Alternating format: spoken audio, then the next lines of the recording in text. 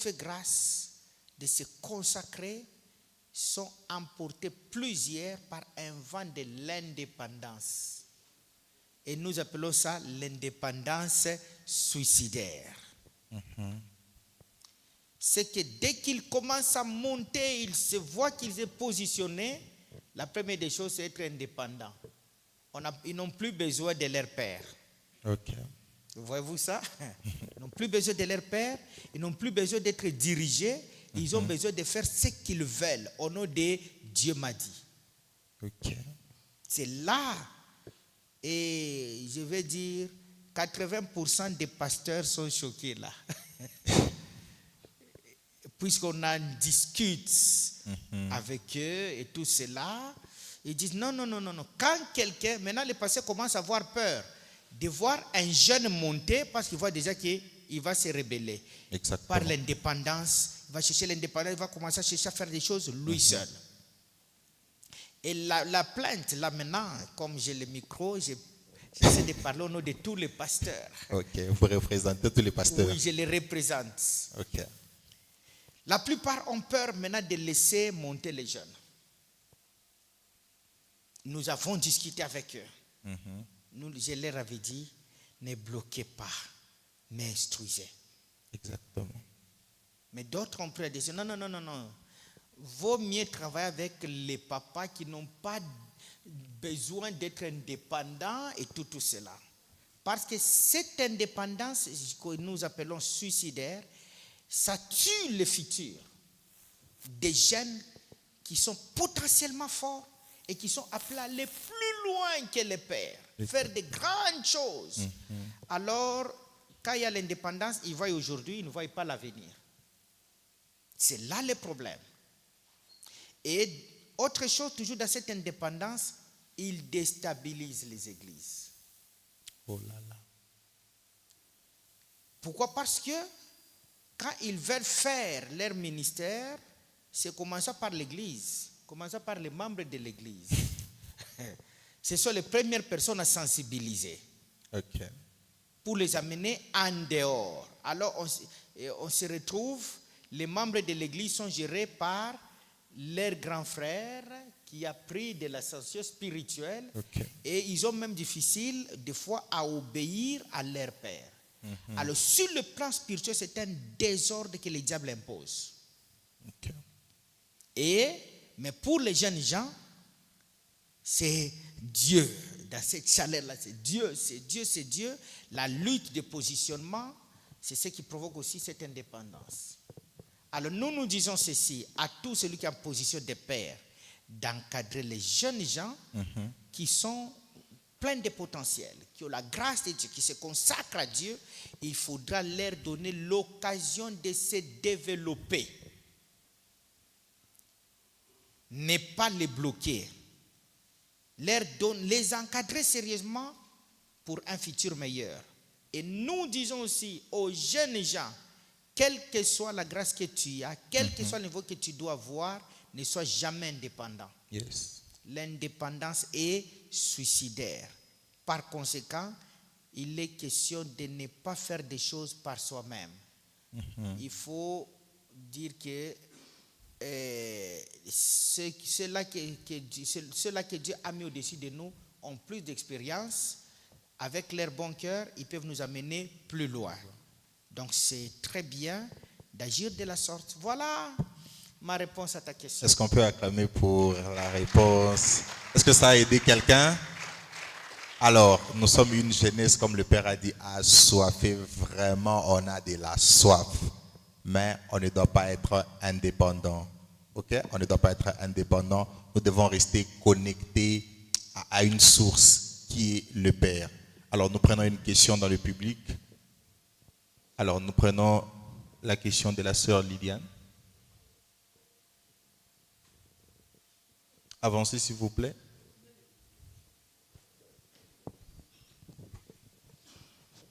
Vous vous présentez et vous posez votre question.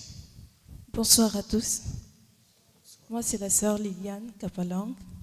Voici ma question. Apôtre Jonathan, ça parle sur votre ministère en tant qu'apôtre. quel est le plus grand défi que vous faites face actuellement?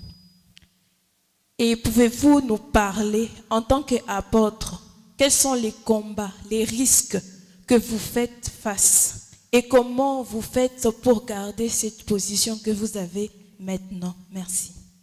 C'est très clair cette C'est question. une en question tout cas. très pertinente. Et on ne peut pas ajouter. On demande à l'apôtre Jonathan de, s'il vous plaît, Quels sont les défis auxquels nous faisons face pour le moment. pour le moment? Mes yeux et mon cœur sont fixés sur l'Église, corps de Christ. Et nous avons un très sérieux problème dans l'Église. C'est le fait qu'il y a la lutte entre les vrais et les faux. Et les faux sont en train de recruter beaucoup les vrais. Et les vrais, beaucoup de vrais. Et surtout, comme je venais de le dire, beaucoup de vrais qui traversent aussi sont des jeunes. Parce que sans expérience, facilement ils basculent. Et je parle des mystères de la Kabbale juive. Ça nous fait, c'est vraiment un grand défi. Et si on n'agit pas, ça va envahir l'Église sérieusement. Et nous sommes en train de travailler pour que le vrai reste vrai. Amen. Et dans la vérité. C'est vraiment un grand défi. Parce que Christ avait posé la question, lorsque le Fils de l'homme reviendra, trouvera-t-il la foi? Et les choses qui se passent maintenant dans les églises, c'est pour faire disparaître la foi. Exactement. Alors, ce vent souffle et nous nous opposons à ça. Et ce n'est pas facile. Et quand on t'a visé et que on trouve l'impossibilité de t'avoir, alors ça devient un combat. Voyez-vous ça? Exactement. Donc nous sommes en train de passer aussi un combat non voulu. Ça devient un combat. Et il faudra qu'il fasse le tout pour que vous soyez coincés d'une certaine façon. Et nous luttons. Et nous croyons que l'œuvre de Christ ne passera pas en vain. Amen. C'est quoi? Nous travaillons, nous enseignons pour que les vrais restent vrais et connaissent la vérité et demeurent dans la vérité. C'est la lutte, c'est le défi. Et ce n'est pas facile. Lorsqu'on va vous mettre dans la comparaison pour dire, regardez ceux-là, ce qu'ils sont devenus. Yes. Ils sont devenus comme ça parce qu'ils ont transité de l'autre côté. Exact. Voyez-vous ça? Et on dit maintenant, regardez ceux qui se disent, qui se croient être dans la vérité et qui veulent demeurer dans la vérité. Et nous savons que nous ferons de grandes choses. Et nous le faisons. Nous allons faire beaucoup plus. Mais c'est un grand défi. C'est un grand défi. Et à part ça, l'autre défi, c'est ce que je venais de dire. De sauver la jeunesse. Oui. Voilà, c'est un grand défi. Sauver la jeunesse. Qui doit être préparée pour de grandes actions dans les temps qui viennent. Que Dieu a ciblé. Maintenant, c'est cette jeunesse-là, nous commençons à nous tirailler. Voyez-vous ça?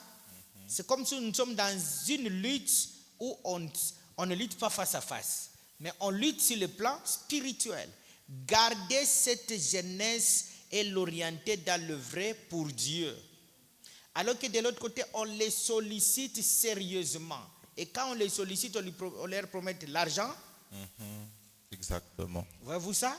L'argent et La vue de tous. la vue, la grandeur.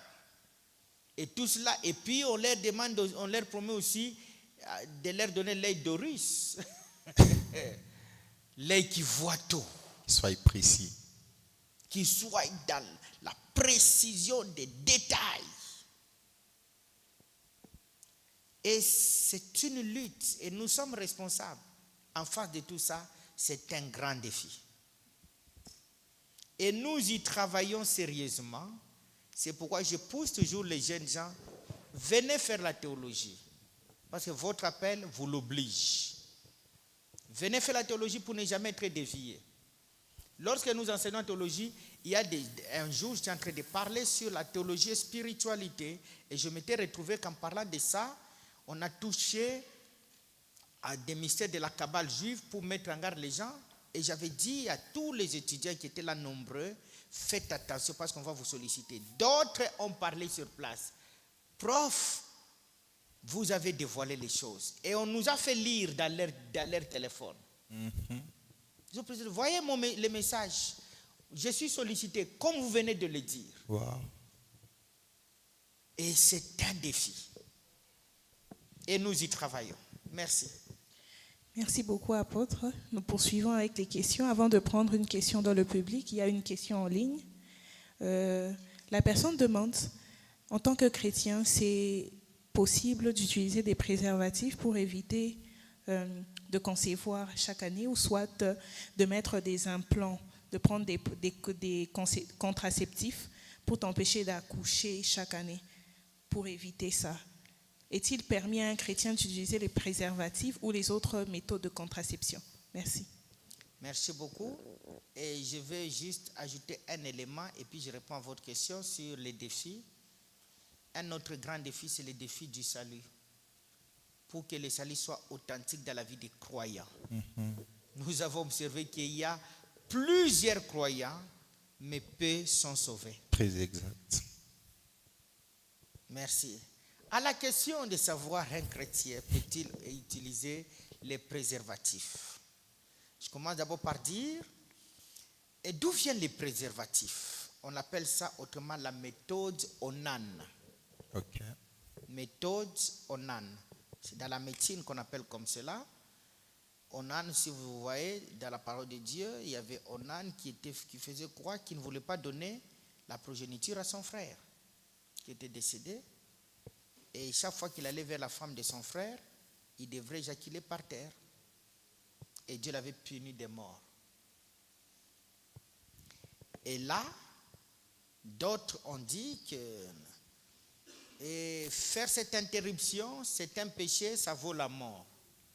Dans ce cas de Onan, Dieu avait condamné seulement l'effet de refuser de donner la progéniture à son frère. C'est cela qui était péché et que Dieu avait condamné par la mort. Maintenant, la médecine a pris à partir de là pour dire méthode Onan, on fait des méthodes de contraception. On voit par exemple les condoms Prudence, c'est ça? Oui. Qu'on utilise. Et d'autres mettent les implants. Je peux vous dire que ce sont de très mauvaises méthodes anti-bibliques. Ok. Pourquoi? La médecine démontre qu'aucune de ces méthodes n'est sans conséquences néfastes. Chaque méthode, dans l'ensemble des méthodes Onan, a des conséquences néfastes. Donc ce n'est pas bon. Par rapport d'abord à la santé, ce n'est pas bon. Ça détruit la santé. Et tout ce qui détruit le corps est un péché. Ok. Il y a la Bible parle des péchés contre le corps. C'est lui qui détruira le temple de Dieu, Dieu le détruira. Ce n'est pas seulement l'impudicité. Tout ce que l'homme fait qui détruit son corps, ça vaut les châtiments. Maintenant, vous allez vous rendre compte, quand on utilise la prudence, il y a les produits là. Ça détruit la femme, la santé de la femme, et aussi, ça tue la sémence. Dieu a prévu que la sémence meure dans le corps de la femme. Quand ça rate la course, laissez la sémence rater la course et mourir. Les millions de semences qui sortent, quand ça rate la course, ça meurt. Ça, c'est Dieu qui a prévu ça. Dieu a prévu ça. Ok. Donc quand ça rate la course, ça meurt. Maintenant, vous allez vous rendre compte que Dieu lui-même a donné à l'homme une longue période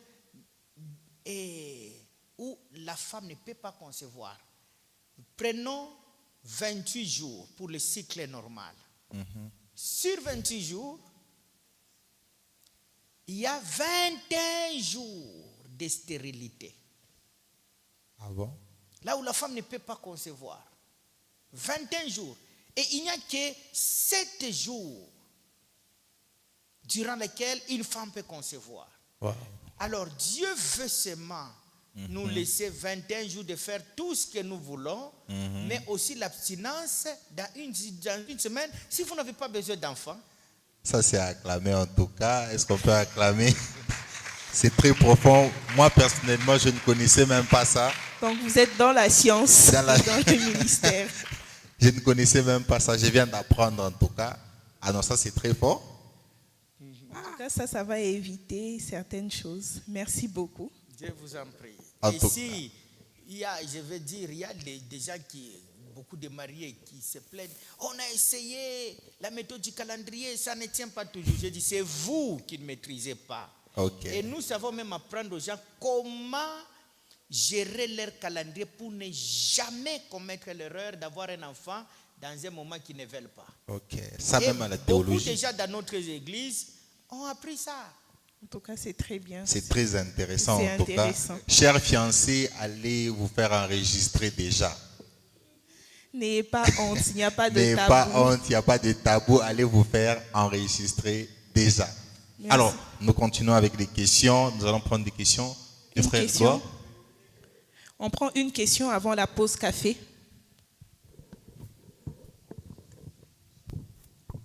Merci beaucoup, Père. Je me nomme Gloire Mbaya Mobile.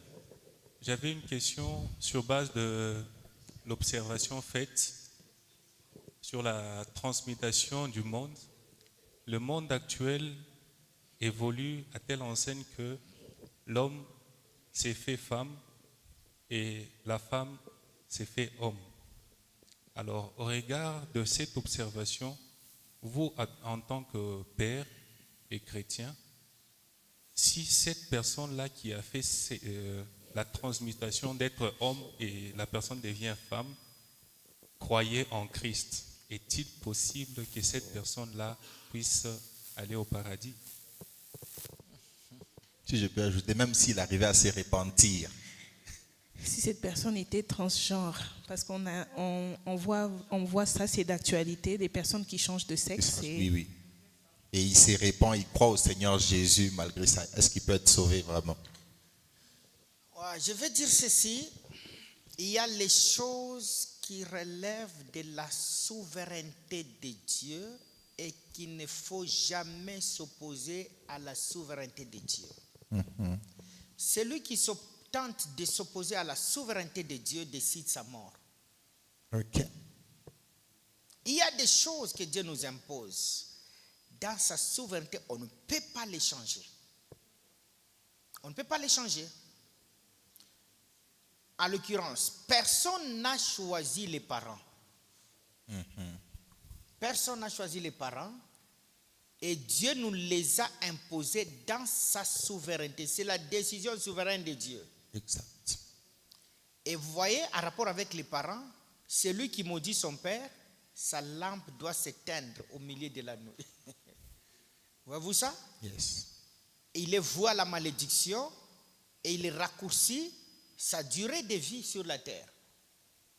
Pour dire, tu n'honores pas tes parents, tu les rejettes, tu as décidé ta mort. Pourquoi? Pas pour dire que tes parents sont extrêmement quoi, ou parce que tu as violé la souveraineté de Dieu. tu t'es opposé à la souveraineté de Dieu. Exactement. Personne n'a choisi d'être homme ou femme. C'est Dieu qui nous l'a imposé. Et il y a des choses que tu dois faire accomplir sur la terre en tant qu'homme. Et il y a des choses que tu dois accomplir en tant que femme. Le plan de Dieu n'est pas lié à un homme qui deviendra femme ou à une femme qui deviendra homme. C'est lié à un homme. Changer le sexe, c'est s'opposer farouchement à la souveraineté de Dieu et c'est décider sa condamnation éternelle. Mais laisse-moi vous dire, il y en a qui font ça par ignorance. Et il est écrit, sans tenir compte du temps d'ignorance, Dieu appelle tout le monde à la repentance.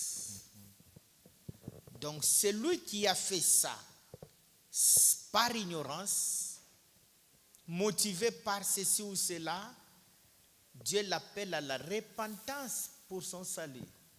S'il ne se repent pas, il est condamné pour l'éternité. Voyez. Alors, juste à cause de l'ignorance, que la personne se repente. Et il sera sauvé. Et s'il se repent, il sera sauvé. Je crois que la même souveraineté de Dieu, en tout cas là, la souveraineté de Dieu va s'imposer. Parce que Dieu aura besoin de sauver l'âme qui est cachée dedans, dans ce corps qui est déformé. Exactement. Et si la personne se repent sincèrement. Mais vous allez vous rendre compte aussi que la repentance, c'est le changement d'attitude, C'est ça. changement de direction. Exactement. Maintenant, s'il était homme et qu'il s'est fait femme, il a pris les comportements, les attitudes de femme et tout comme une femme. Et s'il se repent, il doit se redéfinir pour redevenir homme. Alors donc, il ne doit pas continuer à se comporter comme une femme. Ok. Et la finalité des changements d'attitude devra être le retour de son sexe initial. Donc vous allez l'obliger qu'il puisse retourner à son sexe initial. Oui, parce qu'il a violé la souveraineté de Dieu, il mérite la condamnation éternelle.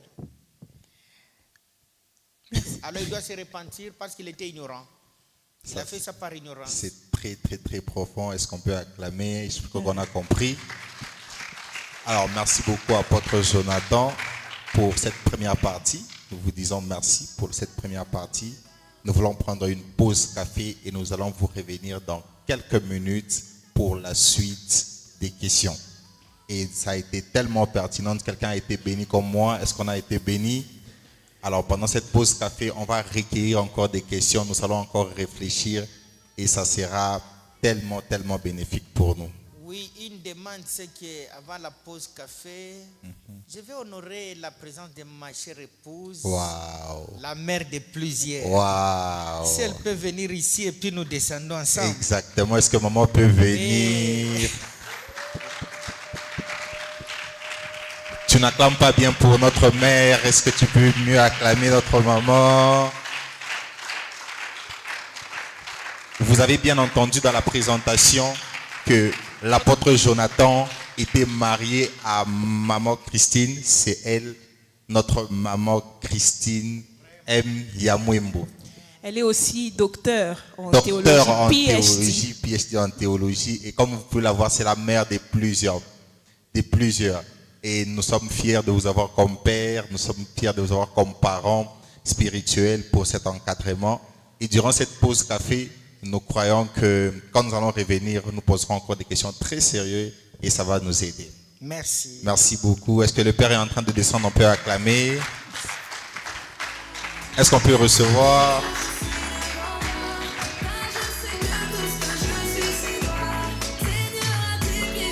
Est-ce que tu peux mieux le faire? Est-ce que tu peux mieux le faire? On va recevoir Daddy parce qu'on n'a plus beaucoup de temps. On va recevoir encore une fois notre Père pour certaines questions. et ça sera bombé. Dis à ton voisin, ça sera bombé. Deuxième partie, Oyo, et ça bombé. Ça sera terrible. Alors s'il vous plaît, je crois que vous avez déjà vos questions et nous allons poser des questions à Daddy jusqu'à ce qu'il nous dise qu'en tout cas, aujourd'hui vous m'avez posé des questions. Il doit rentrer à la maison parce qu'il a beaucoup réfléchi. Ok? Alors, on peut se tenir debout pour recevoir encore une fois notre Père qui est en train de monter. Est-ce que tu peux te tenir debout pour le recevoir encore?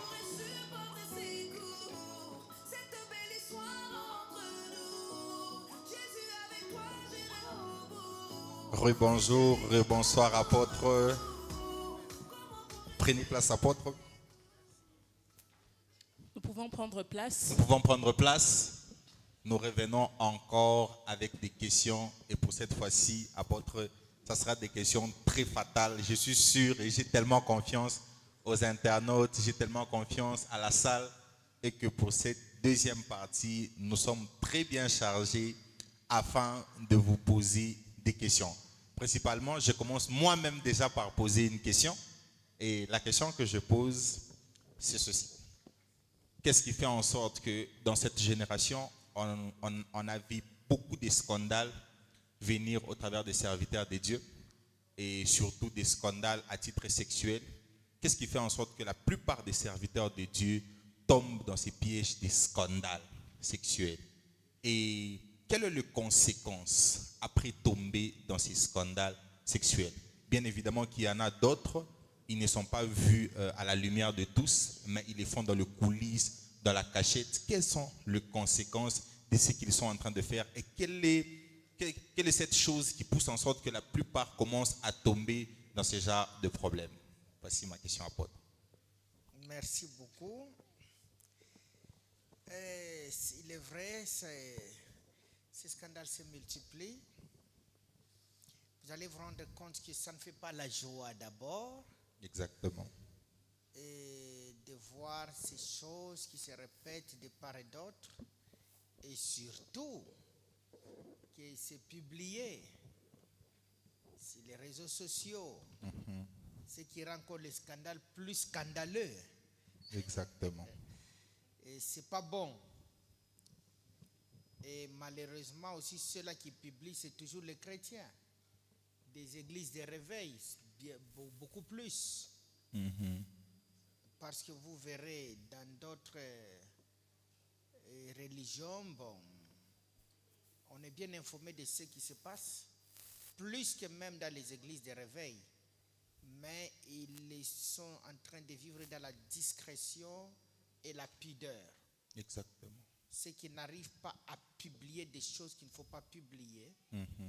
Et c'est pourquoi on se rend compte que de l'autre côté, dans d'autres religions, comme s'il n'y a pas de bévues, alors qu'il y en a beaucoup plus que dans les églises de réveil.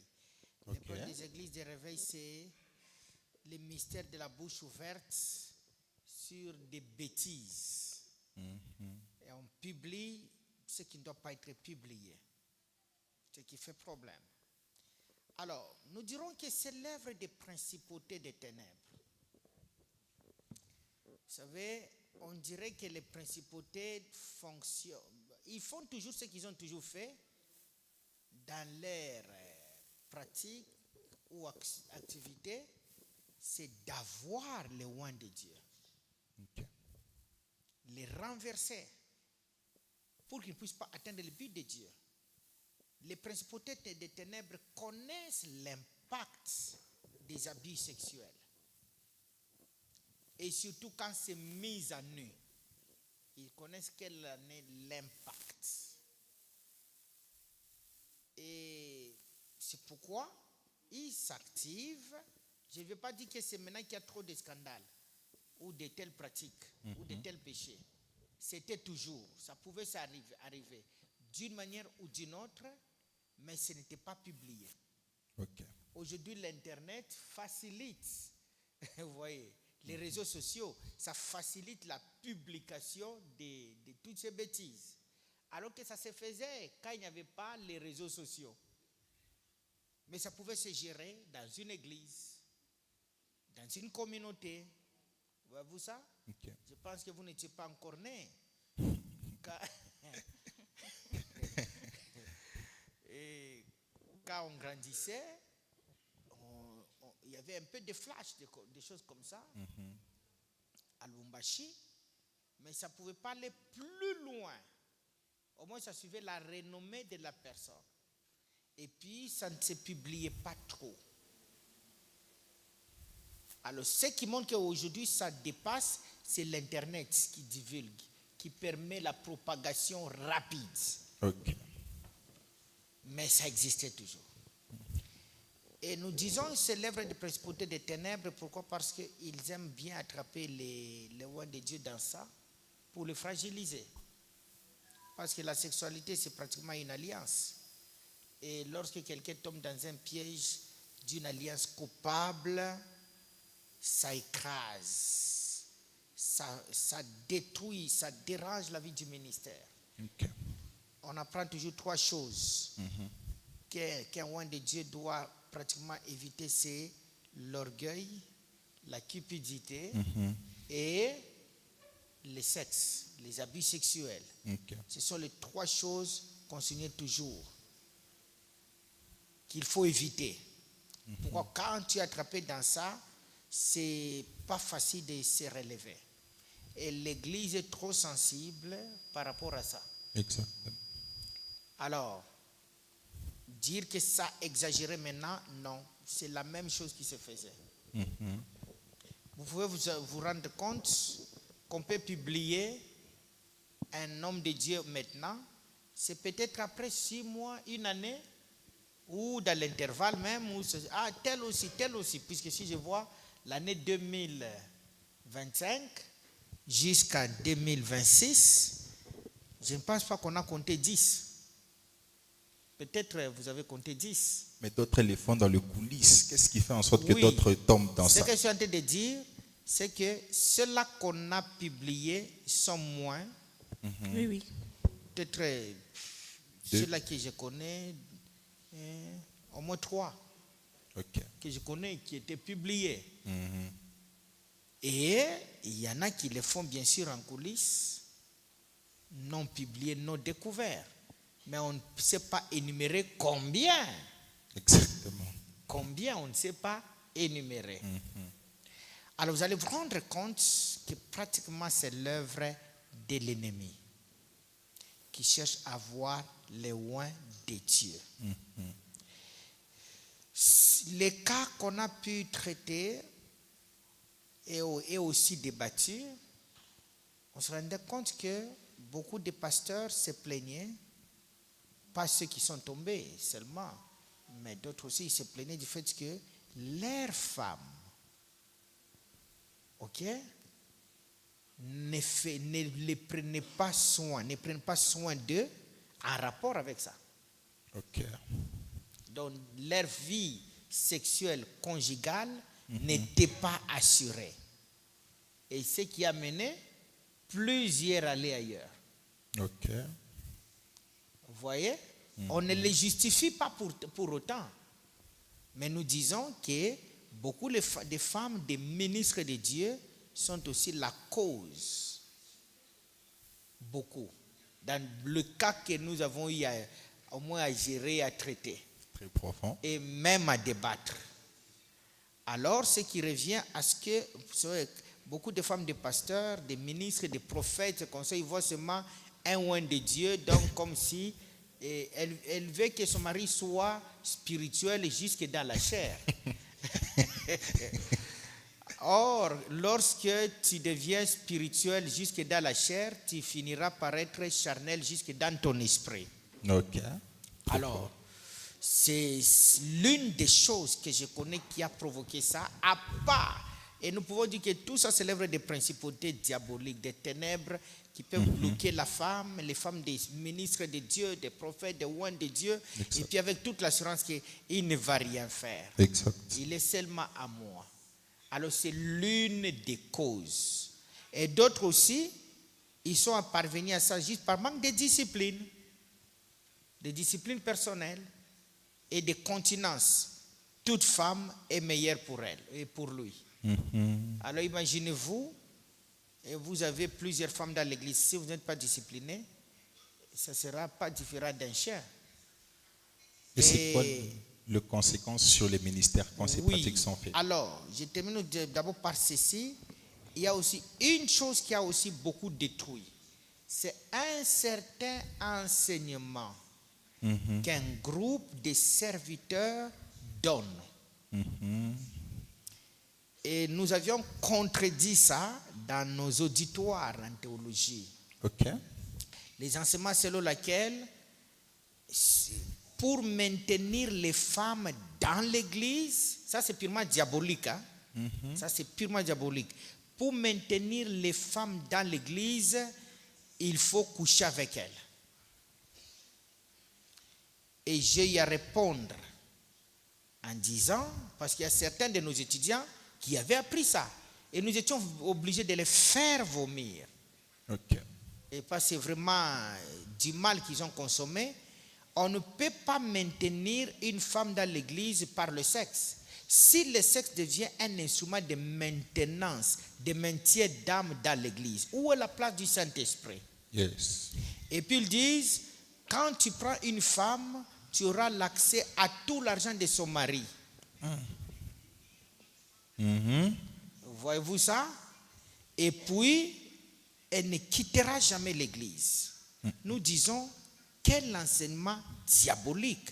Et si vous avez 500 femmes dans l'église, s'il faut les maintenir par le sexe, c'est tout un problème. Exactement. Donc vous serez quel genre d'homme de Dieu? C'est purement, c'est tracer le chemin pour l'enfer. Yes. On ne doit pas ignorer que même les hommes de Dieu ont la possibilité d'aller en enfer s'ils ne respectent pas les principes de Dieu. Très exact. Alors, c'est l'une des choses qui a entraîné beaucoup aussi dans ça. Ceux qui ont goûté à ces enseignements, ils se sont donné la liberté. Et j'avais cassé ça plusieurs fois pour dire, si même une femme doit rester dans l'église parce qu'on a couché avec elle, donc elle attend partir en enfer. Exact. Vous voyez. Et d'autres, c'est juste une faiblesse qui lui arrive comme ça, il est pris au piège. Il y a beaucoup de raisons. C'est pourquoi quand il y a un tel cas, on doit chercher la cause. Quelle est la cause réelle qui l'a poussé à se retrouver dans ça? Mais les conséquences sont là. Lorsque tu te retrouves dans les habits sexuels, mais comment tu vas gérer ton onction? Parce que tout acte sexuel non protégé par Dieu, c'est un piège. C'est un terrain libre où le diable va passer pour agir contre toi. Exactement. Si ce n'est pas sécurisé par Dieu. Voyez. Alors, c'est un problème. Il ne faudrait pas s'aventurer dans ce sens. Plusieurs se retrouvent que le diable les a attrapés là-bas. Ils ont tout perdu là. Ils doivent se relever encore, et c'est un problème. Et ce sont des alliances qu'on contracte. Maintenant, quand tu te retrouves dans une alliance coupable, il y a des conséquences sur la vie spirituelle et sur le ministère. Yes. Voilà, merci. Merci beaucoup, apôtre. Nous prenons une question dans le public. Il y a une question. Le micro est en train de balader. Le micro est en train de balader. Vous avez une question, vous pouvez la poser. Commencez par vous présenter et ainsi poser votre question. OK? Merci pour la question. Je me suis encore présenté. Je me nomme Iling Kulita. J'ai une petite question. C'est juste que nous sentons que ces derniers temps, notre foi est tellement exposée. Du coup, nous écoutons trop sur YouTube, au-delà de ce qu'on écoute dans les églises.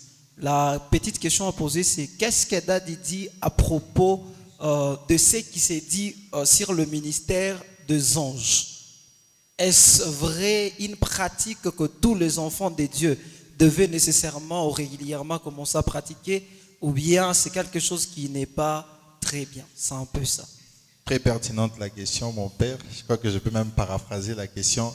Surtout que nous sommes une jeunesse, on est liés sur Internet, on est tout le temps sur YouTube, tout le temps sur Internet. On est contracté à plusieurs vidéos, plusieurs prédications. Alors, en ce qui concerne l'angélologie. Et là, on a des prédicateurs qui enseignent sur les anges. D'autres vont plus loin même en disant qu'on a des jumeaux anges. J'ai déjà, moi, écouté ça. On a des jumeaux anges. D'autres vont encore plus loin en disant tu peux le commander, tu peux lui dire de faire ceci et cela. Et c'est la spiritualité. Qu'est-ce que l'apôtre Jonathan répond à partir de cela? Oui, c'est un problème très sérieux, le ministère des anges ou l'angélologie. Oui, ce n'est pas angélologie, angélologie. C'est un problème aujourd'hui, surtout que ça se répand beaucoup plus sur Internet. Ce qu'il faudra savoir, c'est qu'aucun homme de Dieu, aucun oint de Dieu n'a le pouvoir de commander les anges. C'est la première chose à saisir. Okay. Tout ange qui est commandé par un homme n'est pas ange qui vient de Dieu, c'est un démon. C'est tout ce qu'il faut savoir. Quand vous voyez, mon ange est là, je commande à mon ange de faire ceci, et que vous voyez des manifestations, fouillez. Parce que les anges n'obéissent qu'à l'ordre de Dieu. Okay. Nous sommes dans la commission, dans une commission où Dieu t'invite dans une mission, te donne une mission, et la même mission, il met un ange. Il met les anges à ta disposition. Et là, nous sommes dans la commission divine. Et puisque nous sommes dans la commission divine, l'ordre que je reçois, c'est le même ordre que l'ange chef de la compagnie que Dieu m'a donné reçoit. À telle enseigne que si moi je fais autre chose que la volonté de Dieu, l'armée angélique ne va pas m'accompagner dans ça. Les anges vont dire à Dieu, mais éternel, ton type ici, fais autre chose que ce que tu nous as commandé. Okay. Il est dit, bénissez Dieu. Vous, ces anges, vous qui obéissez à la voix de sa parole. Donc les anges n'obéissent qu'à la voix de la parole de Dieu, non pas à la voix d'un homme. Amen. Ainsi vous verrez, si seulement tu vas en dehors du plan de Dieu, en dehors de la volonté de Dieu, ce ne sont plus les anges de Dieu qui vont t'accompagner. Il n'y a pas un ministère sans compagnie angélique. La mission divine sans compagnie angélique est impossible. Parce que nous sommes dans un monde envahi par des démons. Seuls les anges nous aident dans cette mission. Voyez-vous ça? Et je veux dire, l'autorité de chacun est déterminée par la compagnie d'anges que Dieu lui a octroyée. C'est que Dieu aussi peut t'échanger la compagnie d'anges en rapport avec la mission qu'il t'accorde. Okay. Maintenant, on n'a pas droit de commander ces anges. Nous agissons comme Dieu nous a commandé et les anges nous accompagnent. Et le patron, c'est le Saint-Esprit. Yes. Et nous, et les anges, nous obéissons au Saint-Esprit. Et c'est comme ça que ça marche.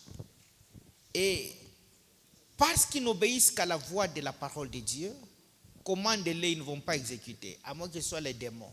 Ce sont les démons qui exécutent. Pourquoi? Parce que il y a par exemple dans la Kabbale juive, on parle des 72 génies de la Kabbale. Oui. Ce sont des démons supérieurs, terribles, forts. Et chaque démon a sa particularité. Alors ils sont à 72. Ce sont plus ces démons-là qui sont commandés au nom des anges. Et dans le monde kabbalistique ou monde des ténèbres, il suffit de connaître le nom d'un démon pour prendre le contrôle sur lui et le manipuler. C'est pourquoi vous verrez, Moïse était élevé dans la sagesse égyptienne. Il savait comment ça fonctionnait. Avec les démons de l'Égypte, Moïse savait. Alors quand Dieu lui apparaît, il pose la question à Dieu, quel est ton nom? Ce n'était pas pour rien qu'il avait posé la question. Il avait posé la question, quel est ton nom? Parce qu'il voulait connaître le nom de Dieu pour le manipuler comme on manipule les démons. Yes. C'est pourquoi les démons se cachent. Ils ont peur du pouvoir de l'homme. Ils se cachent. Pourquoi? Parce qu'ils savent que dès que l'homme me connaît, il va me manipuler. Il va m'invoquer quand il veut, il va m'envoyer où il veut. Voyez-vous ça? C'est pourquoi ils se cachent. Et quand tu connais son nom, dans le monde des ténèbres, et tu connais la formule pour l'invoquer, tu vas le manipuler comme tu veux. Tu vois, allez, j'envoie mon ange, touche là-bas. Et vous voyez, oh, le manifeste, hé, là-bas, attention, l'ange est là, je l'envoie là-bas, je touche, et touche. Et vous voyez les mouvements des anges. Et quand il commande, vous voyez des manifestations, sachez qu'il commande les démons parce qu'il connaît la formule spirituelle pour les manipuler. Yes. Il connaît bien leur nom. Parce qu'il connaît leur nom, ils sont à sa disposition. C'est là le mystère d'invocation. Quelqu'un est là, il invoque, il fait sa formule, il invoque tel démon. Ou qu'il soit, il va venir obligatoirement. Et puis il lui dit, va faire ça, va faire ça, va faire ça. Je veux que tu fasses ça. Mais le démon est sous son pouvoir. Jamais les anges. Amen. Merci. Merci beaucoup. On peut acclamer.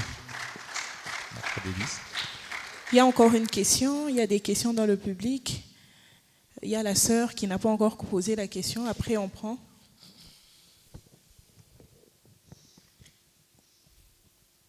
Merci pour la parole. Bonsoir, Daddy.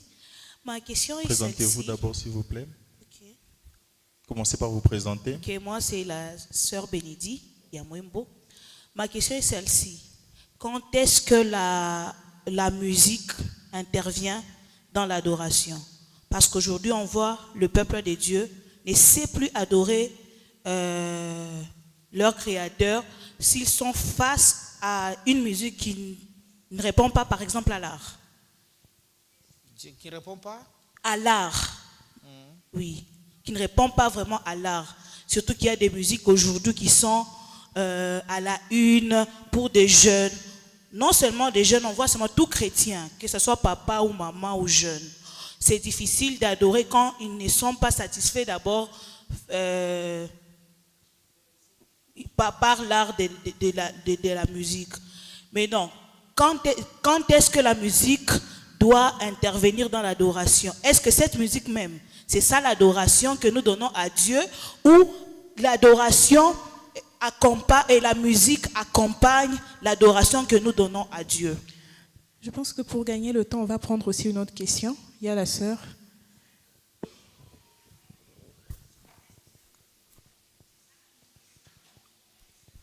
Merci beaucoup pour la parole. Voici ma question. Daddy, est-il permis, après la dot, on dit souvent que les mariages, c'est juste après le versement de la dot. Est-il permis que l'homme puisse connaître sa femme juste après la dot, ou c'est un péché? Question très très pertinente. Ça, c'est fort. Ça, c'est fort. Tu as tapé. Apôtre Jonathan. Vous avez la parole. Vraiment. En ce qui concerne la musique, nous disons d'abord que la musique est neutre. Et la musique en soi n'est pas sacrée, mais c'est l'objet de l'adoration qui rend la musique sacrée ou profane. Voyez-vous ça? Quand je parle de la musique, je vois les rythmes, les ceci et cela qui accompagnent. Mais la musique accompagne l'adoration. La vraie adoration est celle qui se fait par l'esprit et en vérité. Et la musique accompagne l'adoration qui se fait par l'esprit et en vérité. Alors, on peut voir une fausse adoration, mais soutenue par une musique, très bonne musique.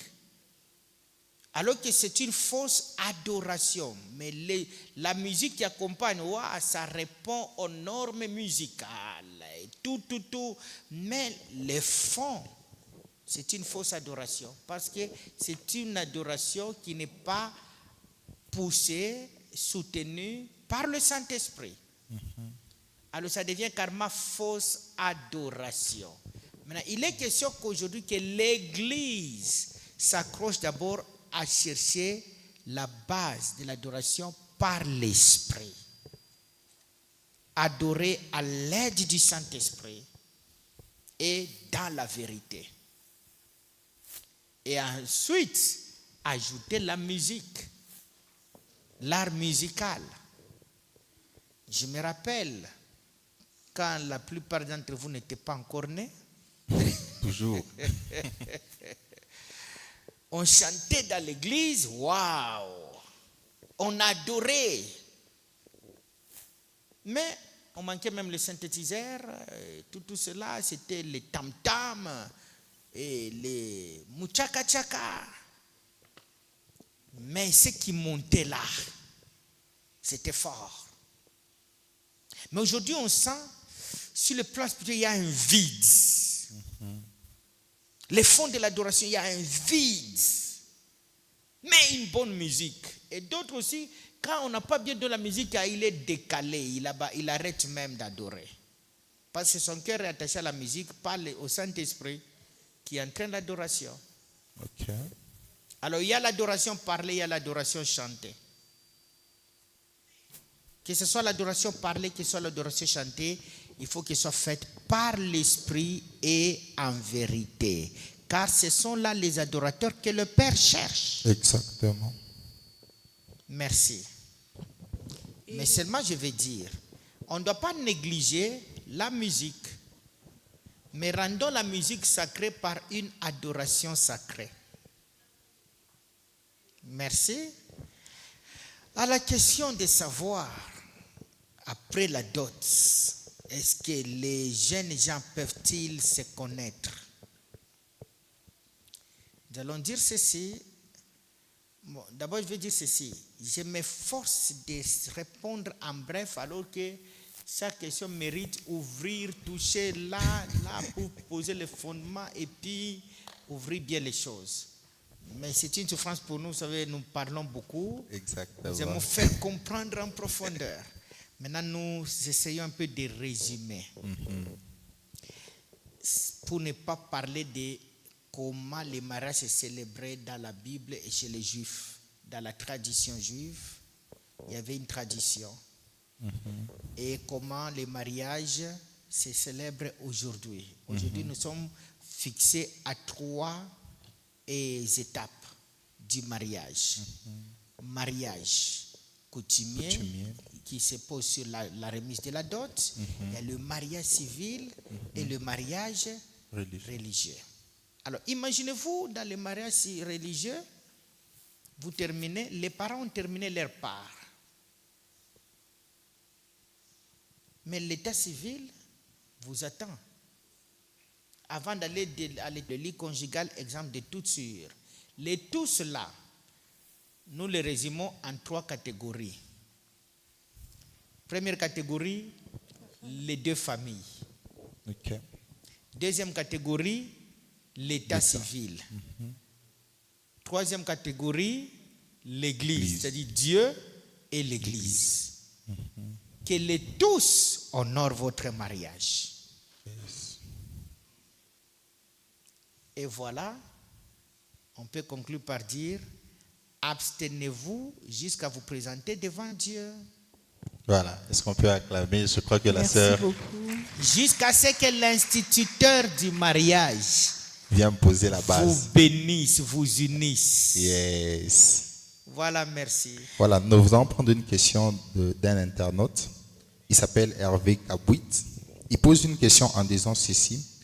Est-ce que peut-on préparer une prédication avec l'intelligence artificielle? Et sa deuxième question, il dit, on nous a expliqué que Jésus-Christ est Dieu. Ma question est celle-ci. Ceux qui l'ont frappé, c'est qui l'ont frappé? Voilà. Ça, c'est sa question. Je pense que cette question-là aura déjà une réponse. Mais ce qui est le plus intéressant, c'est la première question de dire, est-ce que peut-on préparer une prédication avec l'intelligence artificielle. Je crois qu'on peut aller avec 2 questions ou soit seulement une question. On peut aller avec 2 questions, avec une question aussi dans la salle. Quelqu'un qui doit poser une question. Voilà, on peut prendre le La frère. sœur. Comme ça, on prend 2 questions, ensuite 2 autres. Merci. Ma question est de savoir.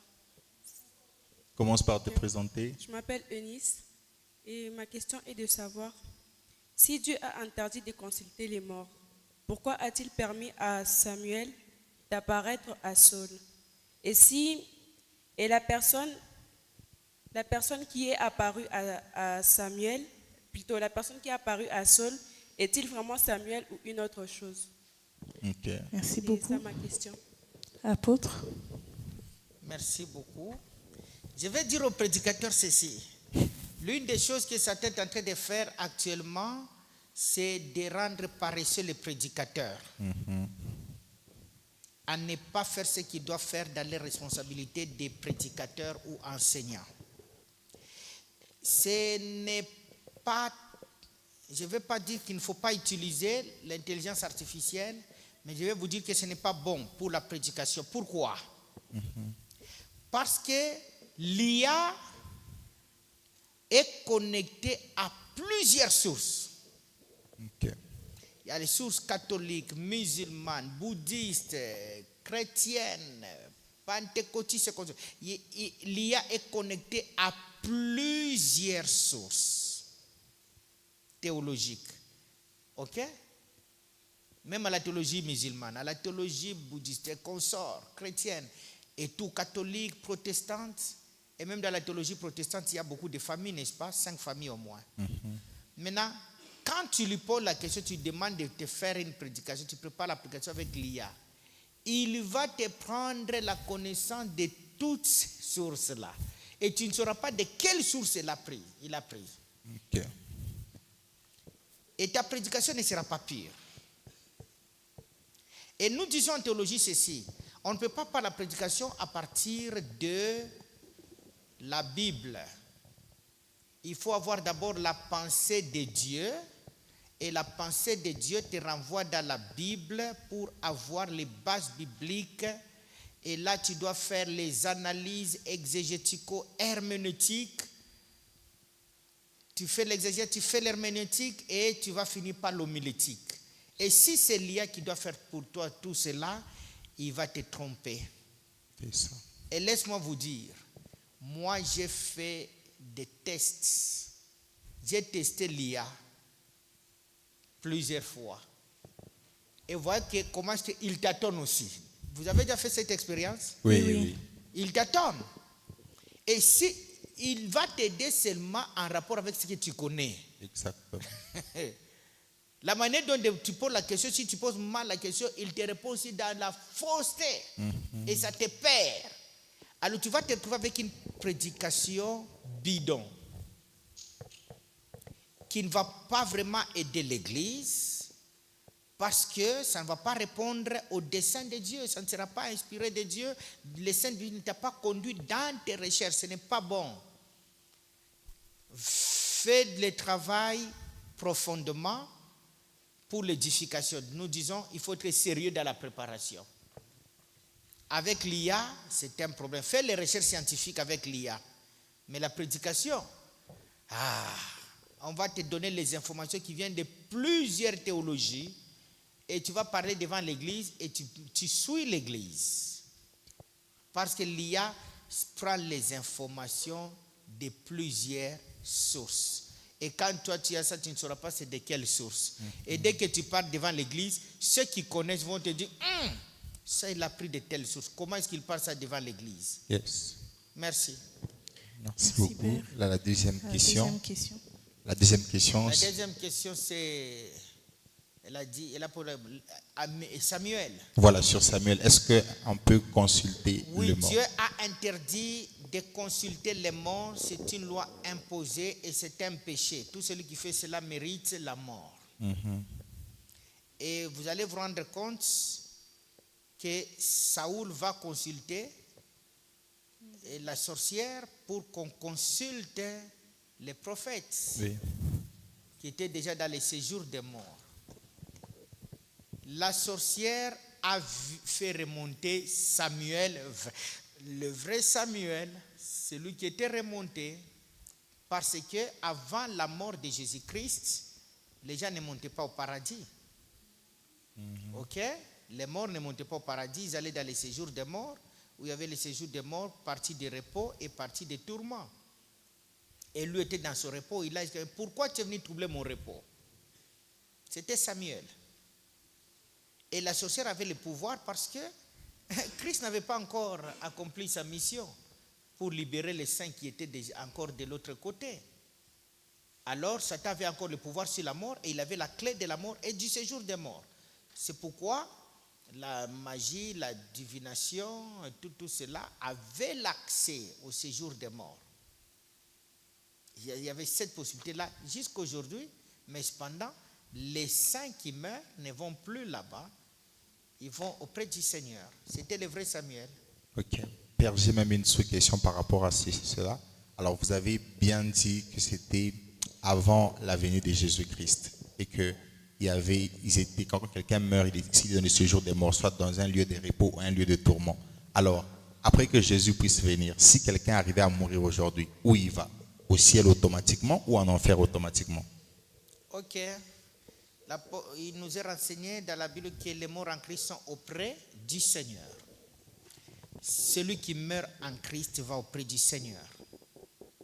C'est pourquoi à ces messieurs, les brigands qui étaient sauvés à la croix, Jésus lui dit, je te le dis, aujourd'hui tu seras avec moi dans le paradis. Donc là, Jésus est tenté d'ouvrir la porte du paradis. Et ceux qui étaient morts, les saints qui étaient déjà morts, ressuscités par la mort de Jésus, parce que la mort de Jésus avait provoqué la résurrection des morts. Oui, oui. Quand ils sont ressuscités, on les a vus et puis ils ont disparu. Ils sont partis où? Au ciel. Oui. Et ceux-là qui ne sont pas sauvés, Ils sont en enfer. ils partent dans les lieux de tourment en attendant le dernier jugement. Ok. Merci Merci beaucoup. beaucoup. Nous continuons avec des questions. Nous recevons 2 autres questions. Il y a le frère, mes 2 frères.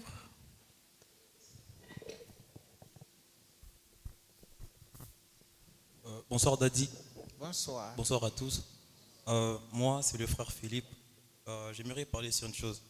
On nous apprend souvent à saluer des présences, mais ce soir, j'aimerais que l'on puisse saluer une vérité qui dérange un peu.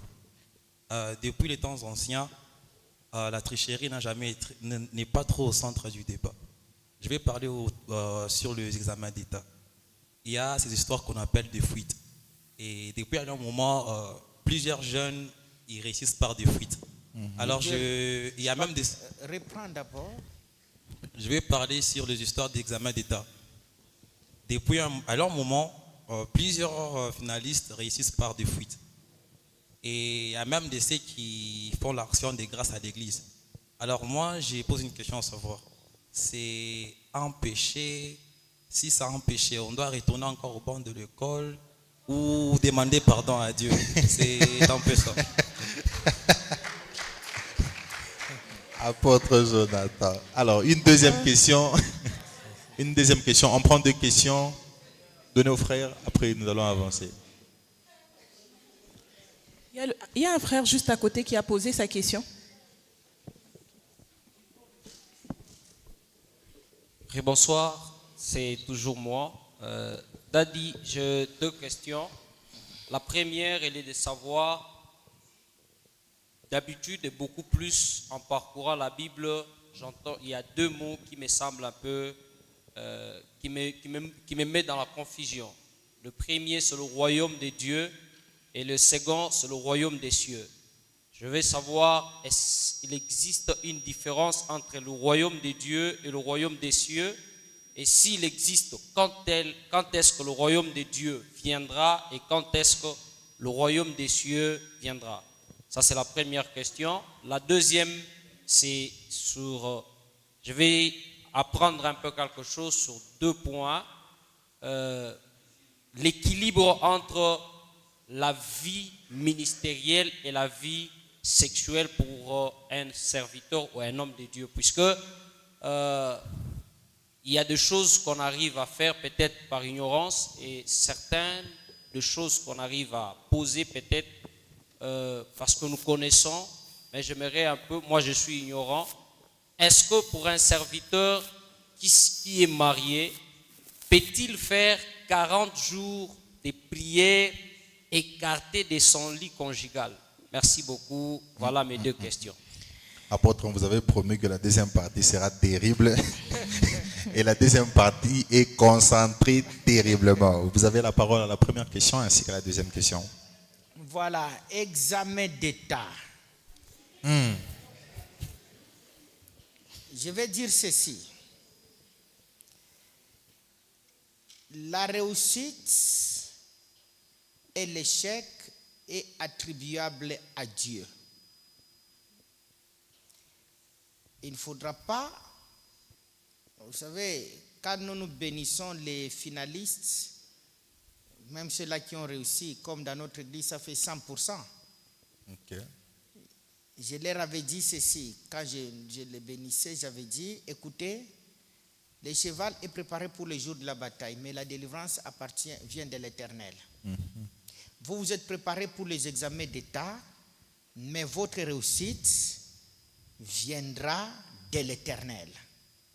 Et je leur avais dit, il y a les plus intelligents des classes qui ont échoué plusieurs fois, parce qu'ils ont compté sur leur intelligence. Vous, comptez sur Dieu. Quelle que soit ta préparation, allez faire les examens et d'avance, le monde dit, on ne proclame pas la victoire avant la guerre, mais nous proclamons votre réussite avant les examens d'État. Alors nous attribuons toutes les réussites à Dieu pour lui donner gloire. On ne sait pas qui a triché, qui n'a pas triché. Alors ce ne serait pas correct de mettre en cause la réussite de quelqu'un que Dieu lui a donné. Et s'il avait triché, doit-il retourner à l'école? En fait, voyez-vous ça? Donc là, il est question d'honorer Dieu d'abord, qui a donné la réussite.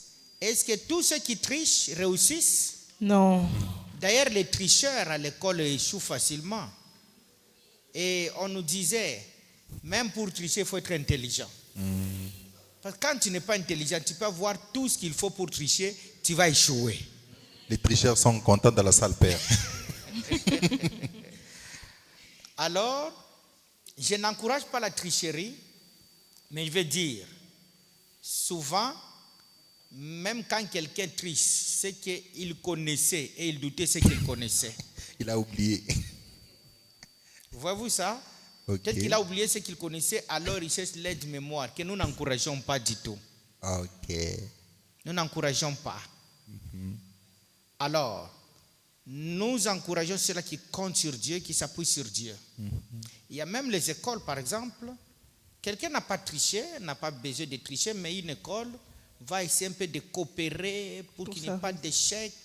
Et puis, quand l'école connaît, par exemple, 20% de réussite, les élèves vont fuir, ne reviendront pas l'année prochaine. Ils vont coopérer. Est-ce que c'est tous ceux-là qui coopèrent qui réussissent? Non. Oh. Il y a des écoles qui ont été déçues.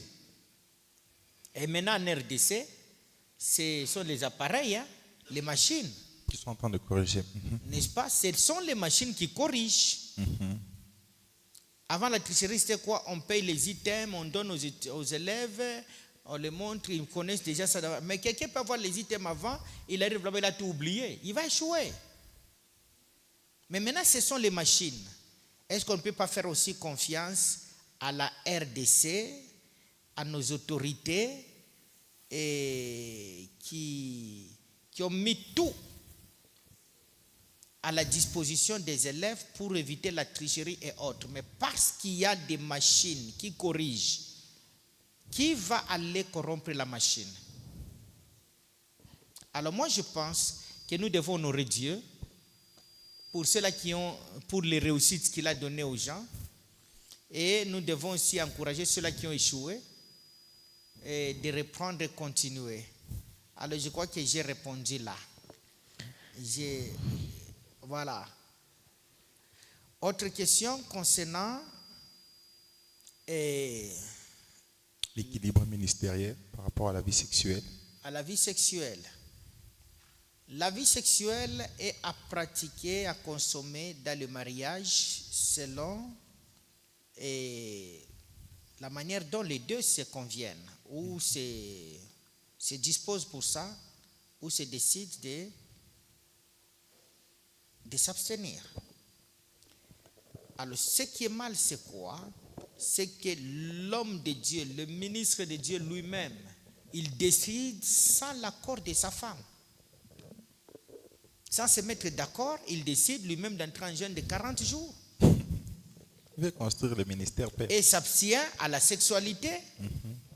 Non, ça ne passe pas si la femme n'est pas d'accord. Maintenant, je vais vous scandaliser pour vous dire ceci. Si vous êtes prêt pour la prière et que la femme n'est pas prête à vous laisser aller autant de jours, faites votre jeûne et prière et provoquez le temps d'interruption pour faire votre devoir. Oh. Là, Batumishi. La parole dit que l'homme doit à la femme et la femme donne ce qu'elle doit. Alors, si vous ne vous êtes pas mis d'accord, fais ton jeûne. Et si au milieu du jeûne, tu fais ça, tu n'as pas péché. Ça vous scandalise? Je pense qu'avec ça, plusieurs jeunes... C'est clair? Je vais vous dire ceci. Abandonner, ce n'est pas la doctrine biblique pour dire, quand je suis en jeûne, abstinence totale, tu punis la femme ou tu punis ton mari, tu as péché. Parce que tu lui mets dans le piège. Fais ton jeûne et si tu fais une parenthèse pour agir, poser l'acte sexuel, tu n'as pas péché. Je connais un homme de Dieu. Ok? Dieu lui dit d'entrer en jeûne et prière. Il entre en jeûne et prière avec sa femme pour 3 jours. Mais le deuxième jour, Dieu lui dit, agissez. Aujourd'hui, je vous donne votre enfant. Amen. Parce qu'ils avaient fait une année sans enfants. Ok? Mais Dieu va dire, c'est Dieu qui ordonne entrer en jeûne. Ils entrent en jeûne. Ils avaient la doctrine sur laquelle, en jeûne et prière, abstinence totale. Mais à la grande surprise, en plein jeûne et prière, et puis ils étaient dans la prière profonde, selon l'histoire, en train de prier, c'est dans cette profondeur de la prière, il a entendu la voix de Dieu qui dit, je vous donne aujourd'hui votre enfant. Posez l'acte sexuel. C'est aujourd'hui. Il regarde sa femme et dit, et sa femme est en train de prier. Lui aussi rentre après, Seigneur, c'est quoi ça? Ça ne peut pas se faire. Dieu dit, je vous l'ai dit, faites ça. Et leur enfant, l'aîné de leur famille, a été conçu ce jour-là en plein jeûne et prière. Sûrement Le deuxième jour de jeûne. Et puis ils ont continué. Jusqu'au 3e jour, ils ont terminé la prière. Ils ont commencé à compter 1 jour, 2 jours. Et après 1 mois, ils partent chez les médecins. On fait, non, il y a l'enfant déjà dedans. Wow. C'est une très bonne Alors, chose. c'est à ce moment-là que l'homme de Dieu avait posé la question à Dieu. Mais Seigneur, comment ça? On nous avait appris. Et Dieu va lui dire, ce n'est pas ce que j'ai dit.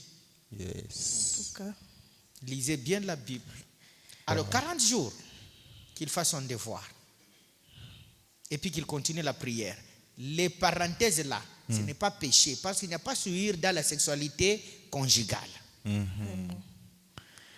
Et même les anges vont vous acclamer. Amen. On peut acclamer. Alors, la dernière question là, c'est royaume des cieux, royaume de Dieu. Royaume de Dieu, c'est tout simplement les sphères où Dieu règne. Une sphère qui appartient, où Dieu impose son règne. Royaume des cieux, ça montre la distance, ce qui est là et qui doit venir. Vous voyez? Et le royaume de Dieu est partout là où Dieu règne. Voilà. Merci beaucoup, Merci Père, beaucoup. pour la réponse. On poursuit avec Merci. des questions.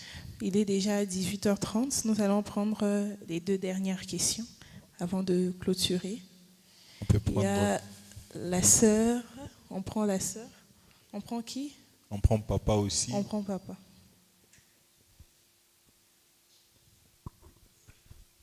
Moi, c'est Papa Stéphane de Pérou. J'ai une question concernant le mariage, comme l'apôtre nous a encore parlé. Ma question est de savoir dans le mariage, beaucoup de gens dans la société, quelles sont les conséquences en consommation des relations sexuelles? C'est instantanément, momentanément, périodiquement. Parce que avec des raisons valables, il y a des gens qui disent on doit consommer la femme à tout moment, à chaque instant, ou bien chaque jour. Et il y a des familles aussi qui, le mari se déplace, elle est en train de pleurer, soit disant que moi je dois même dérouter, je dois faire des débauches par-ci par-là à cause de mon mari, l'absence de mon mari. Alors nous aimerions encore savoir quelles sont les conséquences et les avantages en consommation. Ça, c'est ma question qui est un peu valable. Ok. La deuxième question. La deuxième question pour la sœur. On avait dit que la deuxième partie sera concentrée et c'est concentré.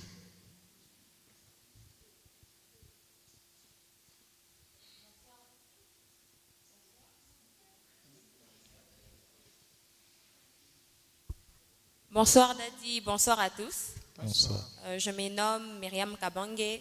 Ma question est de savoir quel est le secret d'une jeunesse réussie qui impacte. Merci beaucoup. Apôtre. Merci. Je vais dire ceci, synthétiser quelque chose. Même dans le cadre conjugal, il faut éviter l'excès de la sexualité. Lorsque vous faites trop de sexualité parce que vous en avez le droit dans le cadre conjugal, vous vous épuisez physiquement, spirituellement et psychologiquement. Vous vous épuisez. Alors, les sages ont donné au moins l'équilibre. OK? À quelle fréquence faudra-t-il faire la sexualité? La médecine est répartie par rapport à l'âge. De 20 à 30 ans, pour garder l'équilibre psychique, spirituel et aussi physiologique et la bonne santé, il faudra faire au moins 3 fois la semaine. Quand vous avez 20 à 30 ans. De 30 à 40 ans, 2 fois la semaine. Là, c'est la médecine. De 40 à 50 ans, 1 fois, tout au plus 2 fois. Mais de 20 à 30 ans, on peut même 3 fois, c'est ce qu'il faut, mais vous pouvez aller à 4, mais pas trop au-delà. Parce qu'il faudra savoir que même la spermatozoïde de l'homme, ça diminue, plus on libère, et puis ça va devenir, vous allez commencer à faire sortir les liquides. Là, quand ça sort, ça va provoquer les maladies prostatiques. Alors vous vous détruisez quand vous faites trop. Mais quand vous faites aussi moins et irrégulièrement, vous vous détruisez encore, psychologiquement, spirituellement et physiquement, physiologiquement. Alors, au-delà de 50 ans, on dit 1 fois les 10 jours pour se maintenir. Mais les sages et Aristote et Socrate ont dit il faut 1 fois dans les 10 jours. Au minimum. 1 fois dans les 10 jours.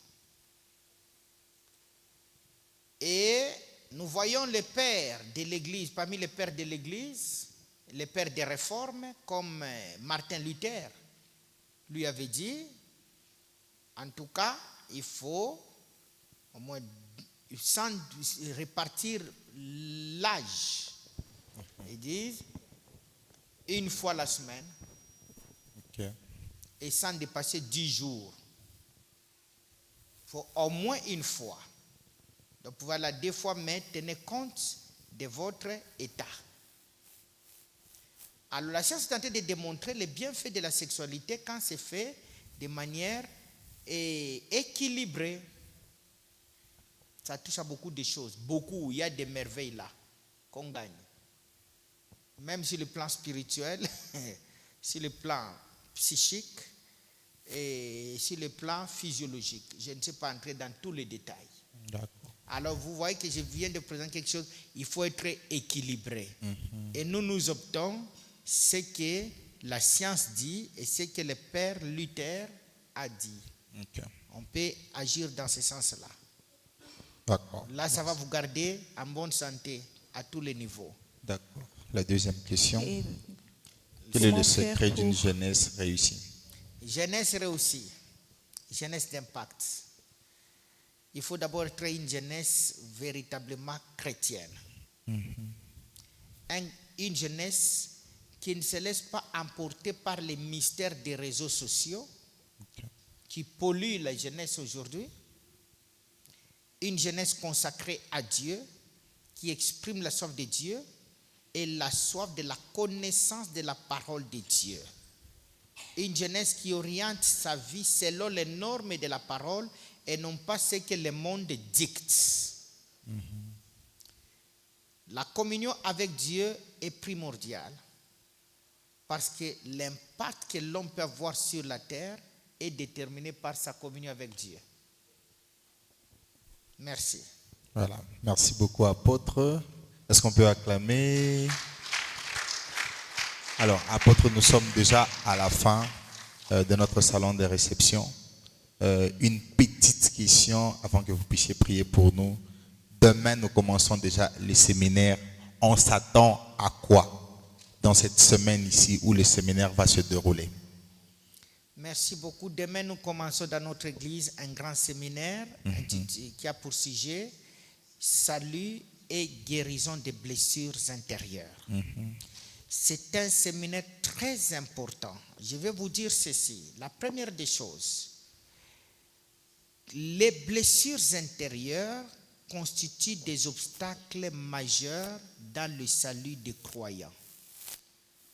Le salut que tu as obtenu par la grâce peut être biaisé à cause des blessures intérieures. Aucune blessure de la vie ne peut être guérie sans que Dieu intervienne. Tout le monde a des blessures intérieures qui n'ont pas été guéries. La majeure partie des gens a des blessures qui n'ont jamais été guéries. Et les blessures ont commencé dans des familles. Un terrain où coulent les blessures, premièrement, c'est les familles. Et quand on court à l'église, on trouve aussi beaucoup de croyants blessés non guéris. Ils se blessent davantage. Nous disons qu'un blessé blesse. Et lorsque vous avez des blessures non guéries, chaque blessure dévie la vie que Dieu t'accorde. Et ça devient un problème. On va démontrer comment est-ce que beaucoup de blocages sur lesquels les gens se plaignent, blocage dans leur vie spirituelle, dans leur vie sociale, et consorts, c'est plus causé par des blessures. Nous allons parler de 7 types de blessures de base. Et vous allez vous rendre compte que chacun se retrouvera dans l'une des blessures. Et nous montrerons les conséquences de chaque blessure. Beaucoup de gens sont en trouble de personnalité. Leurs personnalités sont biaisées parce qu'ils ont connu des blessures non jamais guéries. Alors vous allez vous rendre compte que même votre personnalité peut être mise en évidence lorsque vous recevez la guérison intérieure. Il y a des gens aujourd'hui qui ont des mauvais caractères mauvais comportement, mauvaise conduite. On les juge, on les condamne sur base de leur mauvais caractère sans savoir quelles sont les causes profondes. Beaucoup de mauvais caractères, mauvais comportements des gens aujourd'hui, même des croyants, sont les conséquences des blessures intérieures et des blessures même les plus anciennes, même les blessures de l'enfance. Vous verrez que quelqu'un qui a des blessures aujourd'hui, il ne vit pas seul, il vit avec un enfant au-dedans de lui. Et l'enfant, depuis 12 ans que tu as été blessé et tu n'as jamais été guéri, depuis 15 ans, depuis 7 ans, tu as été blessé et tu n'as jamais été guéri. Donc l'enfant de 7 ans-là vit encore en toi. Et ça constitue un obstacle majeur pour ta croissance. Yes. Pourquoi aujourd'hui dans des foyers, l'homme et la femme, ils ne sont qu'à deux, mais ils se troublent. À 2 semaines, ils n'ont pas encore le premier enfant, mais ils se troublent parce que ils ont pensé, le pasteur a pensé qu'il a béni 2 personnes, alors qu'il a béni 4. Vous voyez? L'homme avec son enfant blessé au-dedans, qui n'a jamais été guéri, la femme aussi avec son enfant dedans. Et on les met ensemble. Ils vont se troubler sans comprendre. Wow. Alors, venez, ici je ne saurais pas entrer dans la profondeur. Vous comprendrez quand Jésus-Christ, les conséquences des blessures intérieures ont amené Jésus aussi à descendre sur la terre. Il dit, l'Esprit du Seigneur est sur moi, parce que Dieu m'a oint pour annoncer la bonne nouvelle aux pauvres et pour guérir ceux qui ont les cœurs brisés. Vous pouvez vous imaginer que dans l'onction de Jésus, il y a eu la part de guérir les cœurs. Yes. Et nous allons utiliser tous les remèdes que Dieu a donnés pour la guérison. Vous découvrirez quels sont les remèdes. Je vous présenterai 3 grands remèdes qui sont dans la Bible pour ta guérison. Tant que tu ne seras pas guéri, ta destinée sera déviée. Quand le cœur est brisé, la Bible dit, garde ton cœur plus que toute autre chose, car c'est duquel de l'homme coule les sources de la vie. Et quand le cœur est brisé, les sources de la vie seront interrompues. Et c'est pourquoi les gens vivent le malheur. Croyants en Christ, mais continuent à vivre dans le malheur, dans les blocages, dans les choses qui ne marchent pas. Tu te retrouves que tu vas découvrir, la parole de Dieu sera comme un miroir pour ta vie. Où tu commenceras, chacun va commencer à voir la réalité de sa vie. Pourquoi il vit ça? Vous pouvez vous imaginer aujourd'hui, les gens, tu n'as que des relations de rejet. On va te démontrer pourquoi. Tu vis que l'abandon, la trahison, sur-trahison. Et on va vous démontrer les causes. Alors, venez en famille, parce qu'il faut que ta famille soit la première à être guérie avec toi. Et ce sera un séminaire très important et on va mettre ton salut en évidence par la guérison intérieure. Merci. Merci beaucoup, apôtre. Voilà, merci beaucoup. Est-ce qu'on peut acclamer? Alors, rendez-vous demain, le séminaire commence. L'apôtre a parlé. Je crois que ça, c'est déjà une introduction. Il a parlé, donc ça sera tellement bénéfique pour nous. Alors, ne ratons pas, invitons certains membres de notre famille, invitons nos amis, nos frères de connaissances, invitons-les parce que cette semaine, l'apôtre va enseigner, nous allons prier et le Seigneur Dieu nous fera grâce. Apôtre, merci beaucoup d'avoir passé dans ce salon de réception. Nous disons merci beaucoup pour cette 2e édition. Quelqu'un veut qu'il revienne à la 3e édition? Alors, je crois qu'on réclame déjà le Père pour la 3e édition. Nous vous disons merci pour la disponibilité. Merci de répondre aux questions. On a été satisfait, n'est-ce pas, Délice? Oui, on est satisfait. Merci aussi à tous ceux qui nous ont suivis, à vous qui êtes présents. Nous disons un grand merci. À ceux qui nous ont suivis en ligne, nous disons un grand merci. Nous remercions l'équipe organisationnelle, le couple président ainsi que les membres du comité. Merci et rendez-vous à la prochaine édition. À la prochaine édition, c'est très bientôt en tout cas. Alors nous allons demander une chose, que notre Père puisse prier avant que nous puissions clôturer ce programme. S'il vous plaît, le Père va partir. Nous vous gardons une surprise. Ne partez pas rapidement. Ok, le Père va sortir et nous allons attendre notre surprise. Alors nous allons nous lever. Notre Père va prier pour nous. Nous bénissons ton Père pour cette grande jeunesse. Une jeunesse de grande destinée. Une jeunesse que tu prépares, oh Dieu, à devenir de grands dans les temps futurs. Nous les consacrons à toi, Père. Garde-les en ton nom. Épargne cette jeunesse de tous les vents de ce monde. Et que cette jeunesse soit emportée par le vent des cieux pour leur destinée au nom de Jésus-Christ. Accepte, oh Dieu, que ta lumière continue à briller dans leur vie. Et que tout ce que nous venons d'échanger, de passer en partage, en question-réponse, soit des choses, des paroles qui restent gravées dans leur vie et qui soient de plus en plus éclairées. Nous les laissons à la lumière de ta face, au nom de Jésus-Christ. Amen. Amen. Est-ce qu'on peut acclamer pendant que l'apôtre est en train de partir? Est-ce que tu peux acclamer? Merci beaucoup, apôtre. Alors, merci beaucoup, chers tous. Nous allons finir dans un Amen show. Ok? On ne va pas finir comme ça, on se sépare, mais nous allons finir avec le show. Quelqu'un a été béni ici par des raps? Hein? C'est comment? Ok? Alors, on va finir par ça. Ça sera tellement chaud. On va demander à nos rappeurs qui sont là. On avait même invité un rappeur de monter, s'il vous plaît. Alors, on va amener le feu ici. Après, nous allons nous séparer. Ok? On va demander Dan, il y a notre qu'on a invité qui va monter. Alors, on va mettre le feu ici. Quelqu'un est prêt? Quelqu'un, tu es prêt?